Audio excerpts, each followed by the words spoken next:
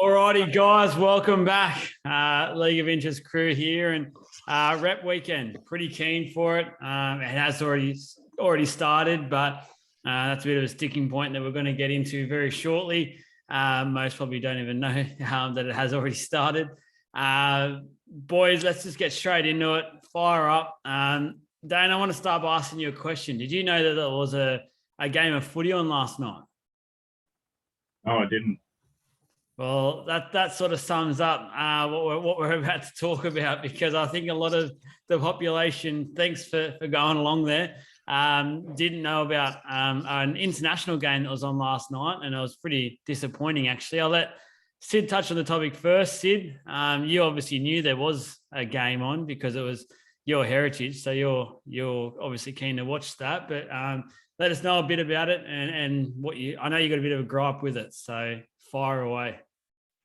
I'll start with the negative, and that's the lack of publicity, and I think, frankly, the lack of respect from Foxtel and NRL. Even I watched the NRL shows, and they talked about the lineup. They put a little screenshot of every game and what time, and they went back to under 17s of Australia, and the women's game, of course, but did mention that Lebanon, who made the World Cup, we're playing yesterday versus Malta at Belmore. Could have been a festival atmosphere if people knew about it. I'm sure they would have gone out. It was only a small crowd, I think 5,000 or 6,000 in the end. Disrespectful because a World Cup team's playing, and also, Lebanon made the quarters. They came fourth last World Cup.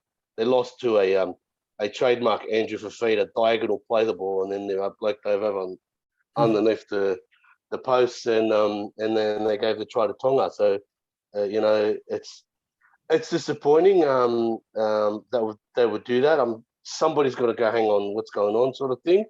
But I won't bang on much further on that. As far as the game itself, it didn't contain any NRL players on the negative, but on the positive, you saw a lot of young up-and-comers mixed with some veterans from both Malta and Lebanon come out of retirement. Some blokes hadn't trained in a while, but they did well, like Jared Samet, you might know him. Yeah, he's the captain of Malta. Reece Robson played. Robson, yeah. Robson played, so right. A couple of ex-NRL players in there, and I believe Lebanon got away with the win as well, and probably expected. Yeah. Malta a little bit less than them at the moment, fair to say. Not in the World Cup either. So if Lebanon didn't win that, there'd probably be some question marks early on, getting beat by them. So, Dane, I think that this now then comes to a point that I also want to raise about. It's a rep weekend this weekend. I think the diehard footy fans know about it and are keen for it, but I think the game as a whole hasn't done enough to promote this weekend. It's the first time we've had international league for almost 2 years now, with all the COVID mess that's happened. And I think just before the COVID-ness hit, they were starting to gain some real momentum. We had Tonga, the Red Army. There was red everywhere. We had sort of New Zealand went back to the pack a little bit with the Island Nations, so that was closer. Australia looked a bit weaker, so the Island Nations are fancying themselves against them. This weekend sort of snuck up a little bit, but I just think the game as a whole hasn't done a whole heap for this weekend. What do you think on that? Yeah, I've only really seen bits and pieces on social media platforms and so forth, and really it's only been about how strong the New Zealand squad looks. Not much about any of the other teams that are competing, and I'm sure they're going to compete really, really well. And I really think the NRL has done a pretty poor job in promoting this weekend and what's happening. Like it kind of seems that if it's not about the Australian team playing New Zealand, or it's not about state of origin, well then we're not gonna plug it, we're not gonna promote it. And I think that's pretty poor, especially for all the the high quality NRL players that are going to be playing this weekend. And there's a lot of big names that will be playing, and I think they can do a much better job on that. Yeah, I agree with you, and I think look, some people argue that the NRL is not technically in charge of promoting this weekend because it's international rugby league, but that's where this whole mess I feel like is getting created, because for mine, it's during the NRL season. So if the NRL want to keep their momentum going, they should be promoting this weekend. They should be promoting that their players are in this and the World Cup's on its way. You can see the best of the best, things like that. So, yeah, they obviously have a preference. They're not even in charge of representing state of origin, really, but they seem to talk about that a lot because it gets some revenue as well. But also, in regards to just, I think quickly we can discuss maybe a plan moving forward for this. I think it's now in place and it's going to happen yearly, this rep weekend. I'd like to see it extended. I'd like to see a rep weekend for a 3-week period, actually. I want to get your boys' thoughts on this one. Is the NRL as a whole sort of pauses, and we have 3 weeks in a row where there's the 3 origin games for both men and women. And then we have a sort of a round robin type fixtures for the island nations and include New Zealand in that as well. So you could have your New Zealand, your Papua New Guineas, your Tongas, Samoas, and just alternate with the Cook Islands in there as well every second year. So what are your thoughts on that, boys? Sid, is that something that you see could take off? It means 3 weeks of no NRL, and I know the TV broadcasters will have probably something to say with that, but it's about time we take this international game seriously. And if we don't, Union's back up now. You got the Wallabies, you got the All Blacks, everyone's starting to get back to normal. I feel like the league could probably miss the boat if they don't get onto this quickly. Man, I think your idea has a lot of merit. I can see it happening. If I recall correctly, just before COVID changed the planet, they were planning a 4 nations where Australia, New Zealand, and England would sort of go to a tour, whether it's in England or New Zealand or Australia, and then the 4th team would be an invitational where there's a playoff between Samoa, Tonga, Cook Islands, Fiji. And I think that was all of them. So those 4. And then, like you said, they alternate. The winner of that tournament gets to join the 4 nations and all the lucrative dollars that come with it. At that time of year, there is some money to be made with TV coverage because there's no other league going on. But yeah, if you did it as standalone, it would definitely gain momentum. The fans will jump on board. They can plan their holidays, plan their trips. People that live in regional areas, or if they live in a faraway area from Auckland, for example, and they want to watch New Zealand play Tonga, they can plan it. But if they keep chopping and changing, it doesn't help. No, your ideas has a lot of merit. One final point before we get onto the individual games themselves, and it's on Origin for Sunday night. And just start off with this by saying I believe Game 1 had actually had a lot less viewers in terms of TV figures than what it has had in the past. Why? Who knows? There could be a number of factors. I think, once again, the promotion of the game could be part of that. A lot of people are starting to, I don't know, not care as much or things like that. I'm not too sure what that is, if it's the referees, the officials, the game itself. But for mine, you've got State of Origin getting promoted now in Perth, and they're trying to say it's to bring the game to new areas, promote the game into new areas. Now, for mine, I'll argue this. Why do we have the Maroons getting there today? Now, the Blues have been there since Monday. They've been doing what they can do. But why do we have the Maroons? They're getting there this afternoon, so it's basically tonight. They've got a day and a half where one of those days will be captain's run. So what? They've got one day to get out in the community and promote the game in Perth. I just don't get how that's actually promoting the game in Perth. And for mine, if that's the sort of way that the teams are going to go on about it, and the Maroons in this case, there's no point doing it. Just keep it between Sydney and Brisbane, and maybe alternate a regional city like a Newcastle one year or Townsville one year, and just go from that. Dane, do you like this alternate out to either Perth or Melbourne every year? And for mine, it doesn't even feel like it's getting anywhere. It's not getting any momentum. Look, to be honest, I think it's an absolute waste of time and a waste of money as well, because I know it costs money to, send all the teams and the other staff that have got to travel with them as well. If you look at Victoria, you look at Adelaide, you look at WA is probably even more of an exception. They only really care about the AFL. They don't really care about rugby league. Yeah, you want to try and promote the sport to, grow a fan base or a little bit more of a fan base and get some viewers and things like that. But they're never going to care unless you've got a team over there to support. I mean, if you look at Melbourne, before they had the Melbourne Storm, it was just AFL. Now there is a supporter base there, and it probably took some time, and they had to really sort of stack some teams and stack the team and put a good squad on the field to be competitive, so that it's kind of like, oh wow, Melbourne is really a force, and I think they won a premiership pretty early on and so forth. But unless you're going to put a team in WA, what's the point in going over there? I mean, is it just because you want to have a game in a state that's mutual sort of ground? Well, yeah, just, I don't know, do it in Melbourne, do it in Sydney, do it in Brisbane. That's where you're going to get a lot more people sort of travelling to the game. You'll turn people off not to go over to WA to, it costs a bit of money for families to go over there, so they'll just watch it on TV. Yeah. So I think it's a waste of time. It's not like Perth's a cheap holiday either. It almost costs cheaper to go overseas on the flights than going to Perth. So, Sid, final say on the matter? Look, short version, I think if they're going to do that, it should take like an NRL game or two, lowly game towards the end of the year that doesn't impact the 8. Do that. They've taken our showpiece event, and it means one less opportunity for either people of Queensland or New South Wales to watch the game, because there's only 3 games and now there's only 1 each. It used to be 2 and 1, and you know what I mean? Alternate. Yeah.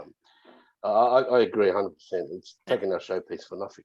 You could warrant it if they actually both went over there on Monday, got there, and they did a few, go into the schools, did the fan days for a day or two. But the fact that the Queenslanders only just got there tonight, it just basically makes a mockery for mine.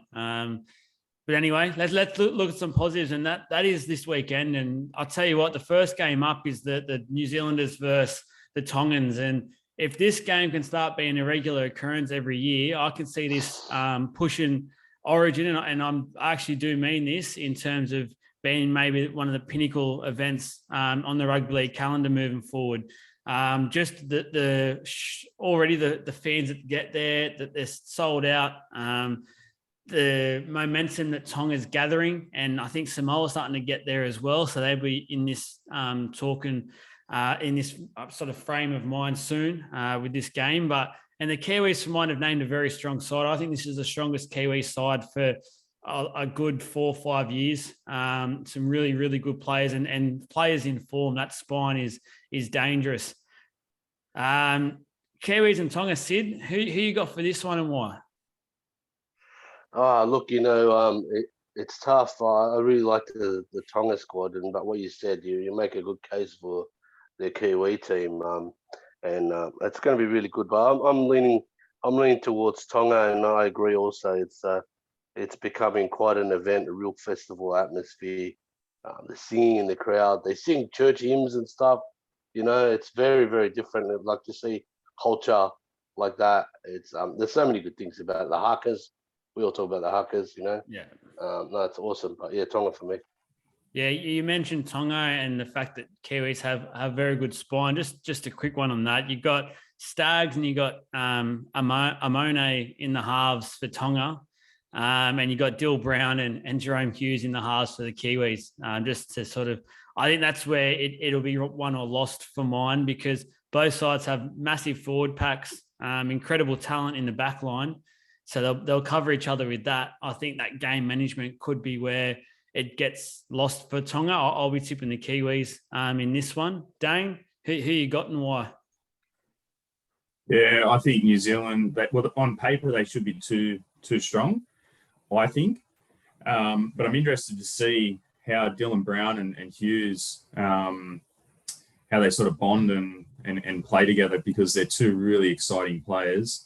And, you just look across the board, even for Tonga, seeing Stags in at 5'8", I mean, maybe this will spark a rejuvenation for him for the NRL season as well, playing in the halves, and he can play a bit of free sort of footy with a bit more time than what he normally gets. So I think it's going to be a really entertaining game, and, quite excited for it. And, as Sid touched on, I love seeing all the cultural differences with, just what these nations do. So I'm actually looking forward to that game most out of all of them.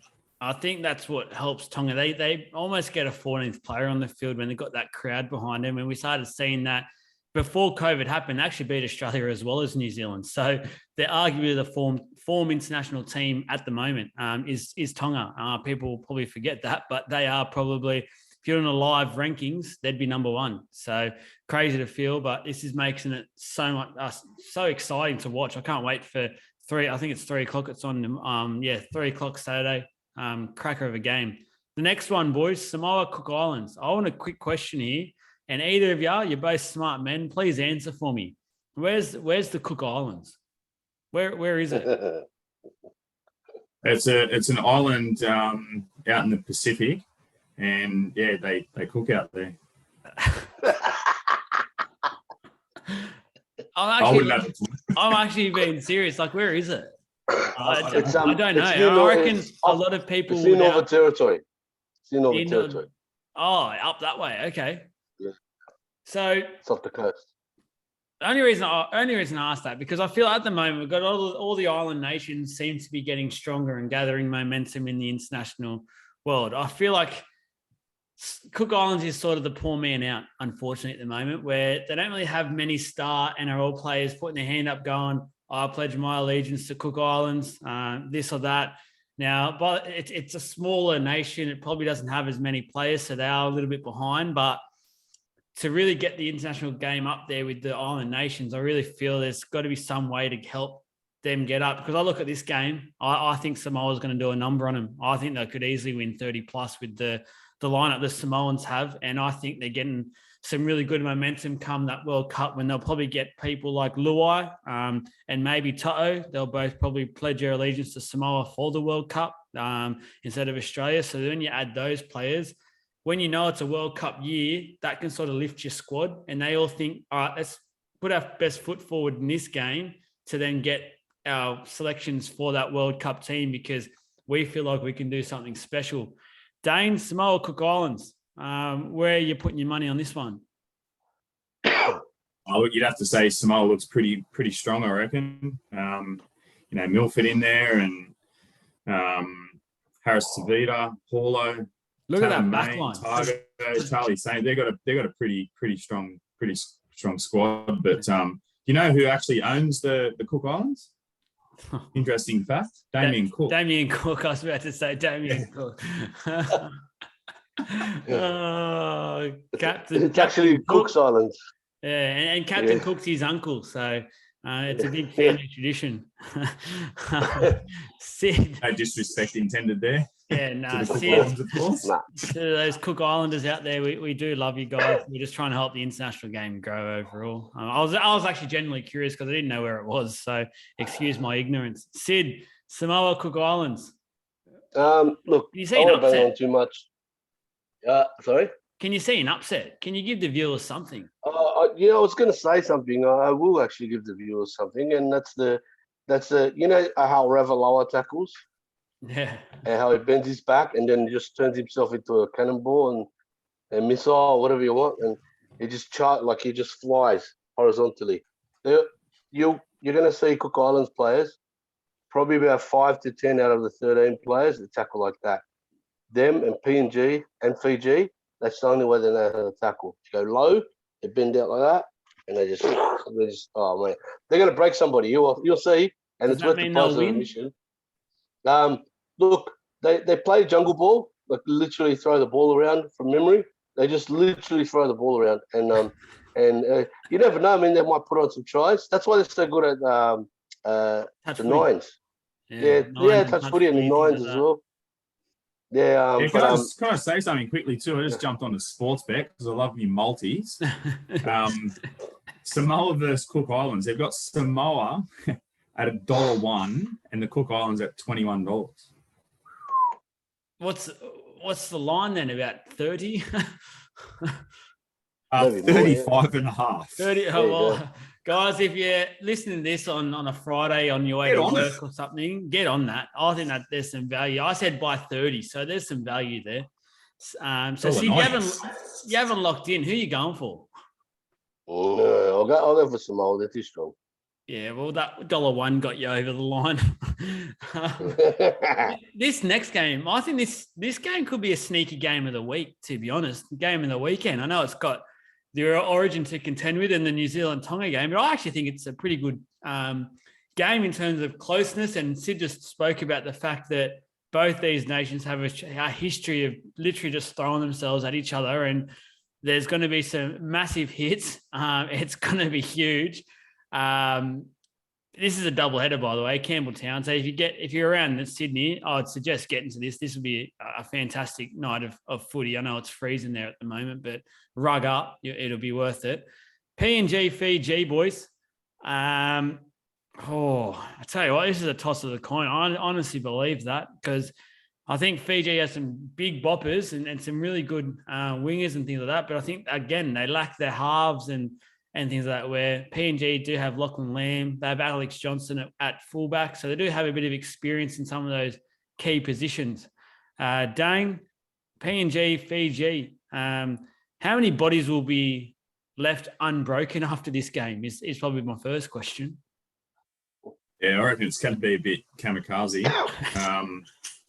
I reckon the HIA rule's going to go out the window. They'll just get up and they'll just keep playing. I don't think they have it in international. They don't have HIA. They don't have 6 against. No. They don't have 6 against. And they're allowed to punch on as well. So look forward to that. Oh, this is fight weekend. Yeah. We're back.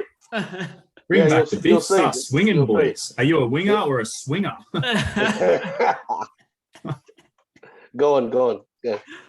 I reckon. Look, I was just looking at the team lineup, then I just went and looked at the odds, and I was leaning towards Fiji. Fiji $1.25 favourites. Not trying to be a Laurie Daly here, but yeah. Look, Ooh. I think it could go either way. I think it's really who's going to get momentum, and I think the forward packs are going to bring the spine into it. So yeah, I think it's going to be a entertaining. I think it's going to be a cracker. You know what? I'm going to predict a draw. I think it's that close. I reckon it'll be a draw after 80. I think internationals, it stays a draw. There's no extra time. Sid's our inside info on that. He'll tell us. But Sid, who you got? Yeah, those games, they're not a tournament game, so they'll be just a draw. Yeah, I'm locking in draw. There's an exclusive for you, draw. Yeah. To answer your question though, look, I really like Fiji. I've been following them for a number of years. You know, even what they do in the rugby union.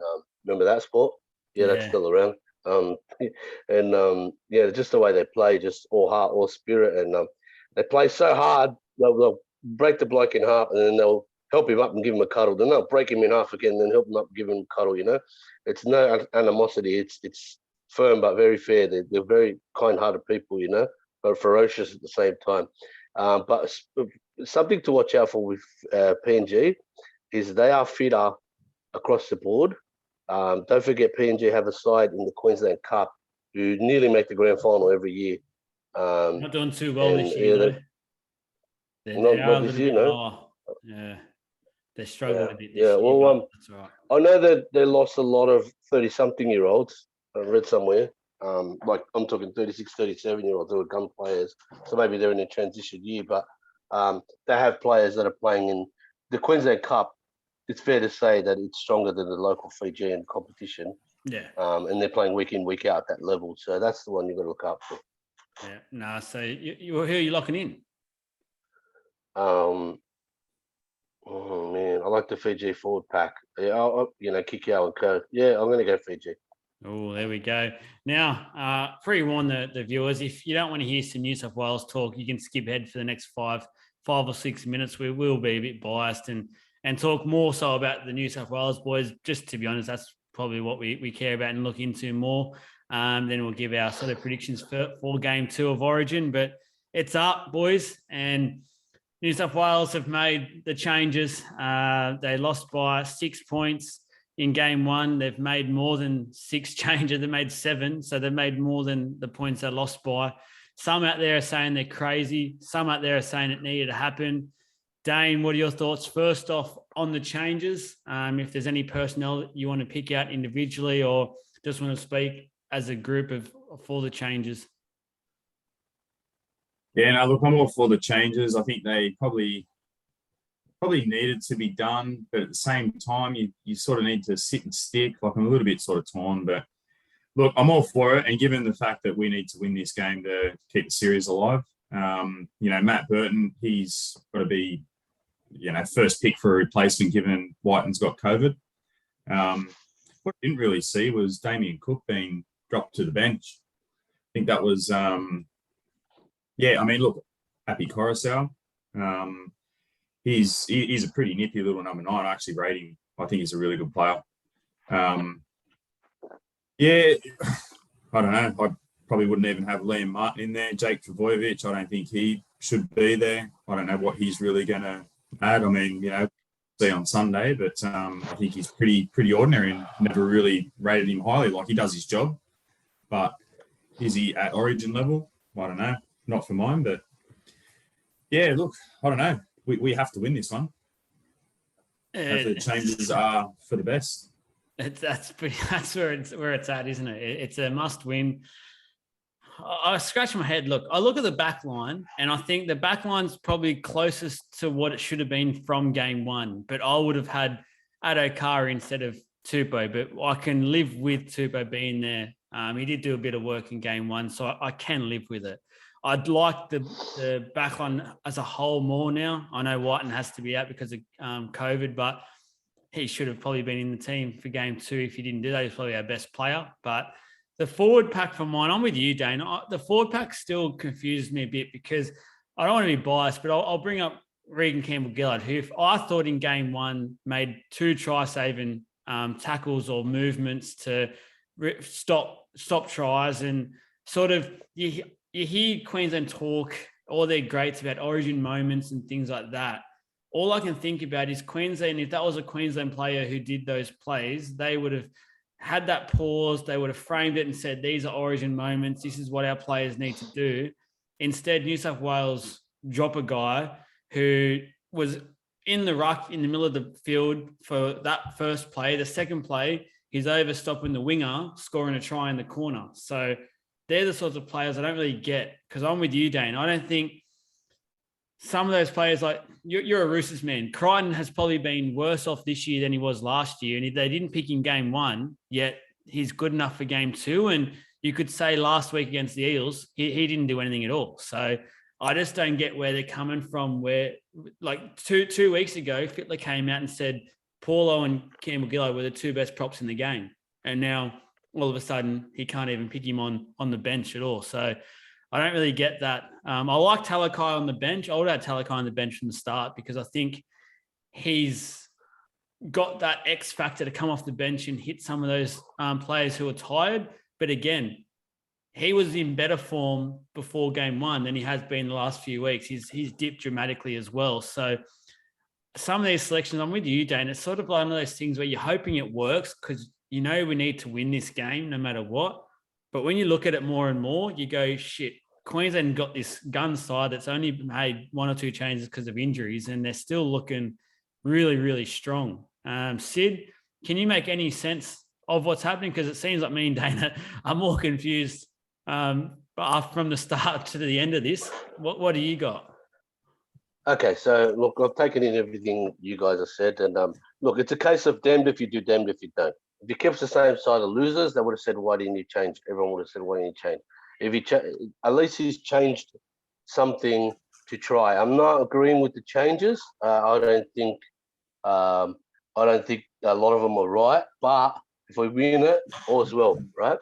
The other thing is that it just look, all that matters is that we win it. I'll probably just pick out a couple of examples. I think that it's a strategy thing rather than a form thing. Whereas the first game there was a mixture of loyalty and form. This one is strategy. So Appy being a combination with Penrith, being a stronger defender than Cook. So he's more likely to put a 125 kilo front row on his ass than Cook would, whereas Cook would end up on his back, and then there'll be a quicker play the ball. Jake Trbojevic, same thing. I'm not rate him. He's just an average player for me at best. He's got a good personality. His brother's a superstar, and that makes him a gun as far as the NRL is concerned. He's got good hands. He can tackle. He'll keep things tight, hopefully he can do some quick playables. They've given up the quick playable of Cam Murray in the middle where he wins rucks so often because they have Yo who's just undroppable as a 13. So Cam Murray's left to share the back row rotation. And as far as the backs, I agree as well. Adokar's just as tall as Tupou, but more explosive. He should have been there first game, and now they're in this predicament. And last but not least, I guess I'm not entirely sold on Burton being ready for the step up. I think he's a gun player. I think he's close to like the next Brad Fittler, as in the 5'8" centre.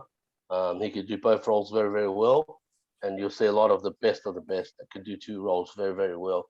But they've forced their hand, and I'm hoping they win, and I think we'll get a referee decision or two because the NRL wants to decide. We all know it's more lucrative. I want to, mate. Actually, I'll wait for my bold prediction till the end.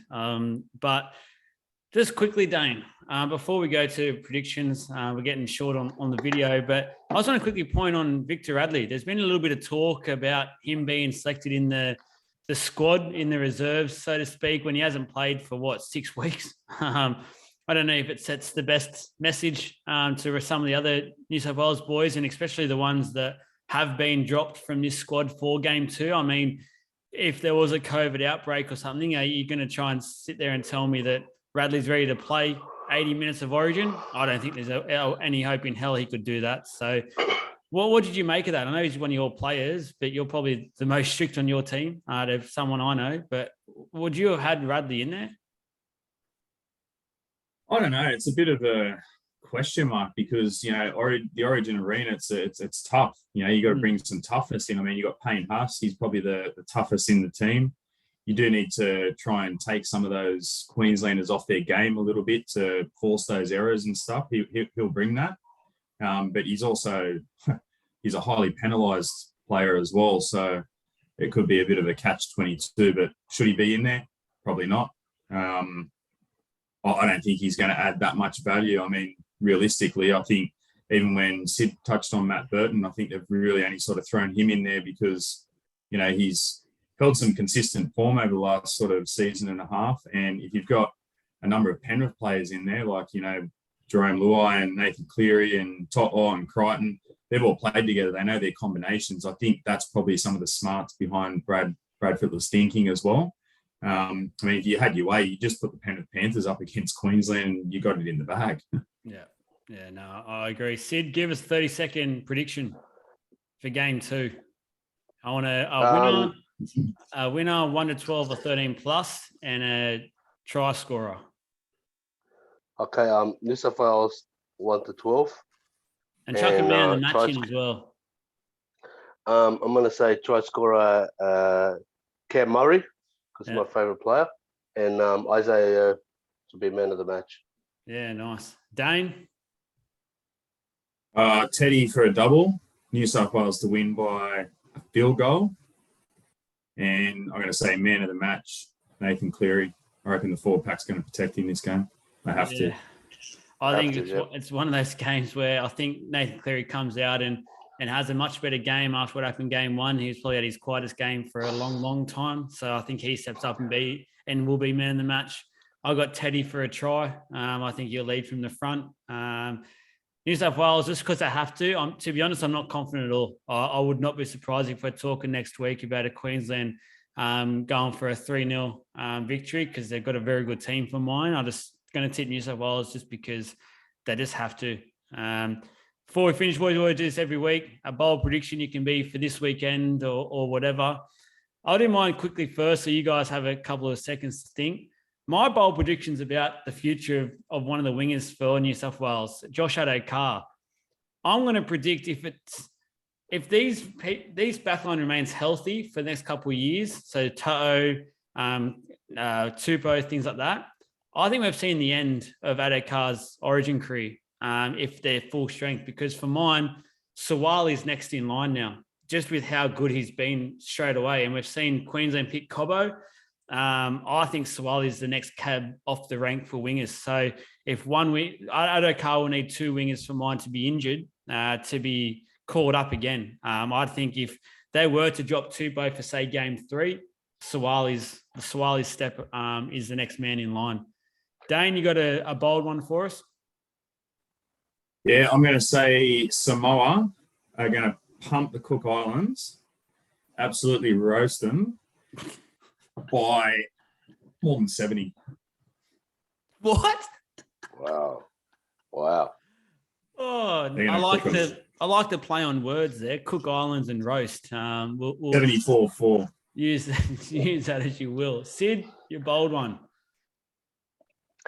The more I think about it, the more I think Tonga's going to knock over New Zealand. I think it'll be the upset of the week. There's always one upset in every round, you know. Yeah. I think Tonga's the one that's closest to doing some damage, and I really think New Zealand are looking over their shoulder for that number 2 spot in the world, because Tonga's number 3 at the moment. Yeah. And just quickly, rude for me not to mention, I've actually totally forgotten about it, but the women's game Friday night tonight for those who watch it on a Friday.